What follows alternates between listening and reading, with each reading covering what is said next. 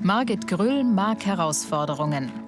Als ihre Kinder im Grundschulalter waren, machte sie das Abitur nach und studierte Biologie. Und als sie 50.000 € von ihrer Mutter erbte, gründete sie eine Stiftung für mehr Grün in ihrer Heimatstadt Nürnberg. Die Idee dazu kam ihr in einem Leipziger Park. Da war sie mit Enkel Benjamin unterwegs.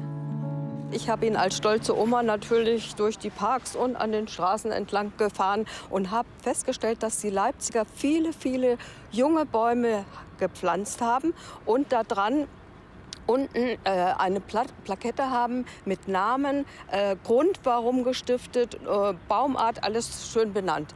Und eben in Mengen. Und da habe ich gedacht, oh Gott, in Nürnberg fehlt es an so vielen Bäumen. Jetzt wird es Zeit, muss sich in Nürnberg auch mal darum kümmern. Hier am Wördersee sorgen verschiedene Baumarten inzwischen für ein besseres Klima.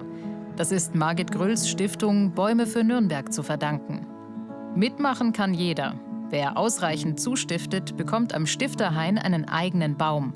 Sie selbst hat einen Tulpenbaum.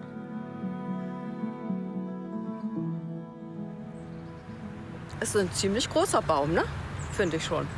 Er hat in diesem Sommer ein bisschen gelitten. Die Bäume sind empfindsam oder empfindlich, wenn die Sonne so brennt, über ganz viele Stunden. Und zwischendurch hat der mal richtig braune, gelbe und braune Blätter gehabt. Aber wir haben ihn ja dann gebessert, intensiv Wasser gebracht und dann hat er neue Blätter gebildet. Deswegen, er sieht jetzt schon wieder besser aus.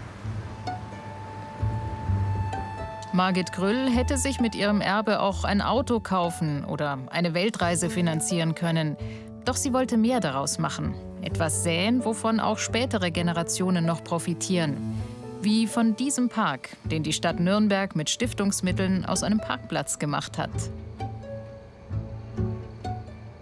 Es ist ein Kleinod, einfach mitten in der Stadt.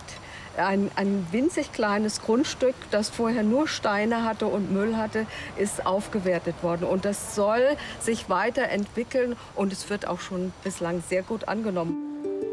Baumarten, die den heißen Sommern trotzen, sollen auch in der Stadt für ein besseres Klima sorgen. Für die genaue Standortwahl und die Pflanzung ist die Kommune zuständig. Margit Grüll steht im regen Austausch mit André Winkel. Auch diese Robinie hat die Bäume für Nürnberg Stiftung finanziert. Der Name ist Programm und das können wir auch nur begrüßen, dass da von bürgerliches Engagement sag ich mal, uns in der Arbeit unterstützt. Und ja, Nürnberg kann noch sehr viele Bäume vertragen und da arbeiten wir gemeinsam dran. Hier am Frauentorgraben hat alles begonnen, 2014.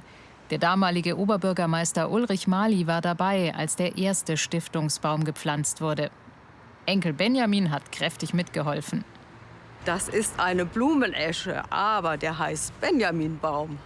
Und deswegen hat Benjamin auch gearbeitet, man kann sagen, bis zum Umfallen so ungefähr. Ne? Alle anderen standen schon rum, haben sich locker unterhalten und Benjamin hat geschaufelt und geschaufelt. Er ließ sich nicht abbringen davon, das sei schließlich sein Baum, hat er gesagt.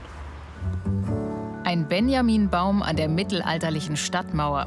Für Margit Grüll ein Symbol, dass sie in ihrem Leben nicht nur an sich selbst gedacht hat, sondern auch an kommende Generationen.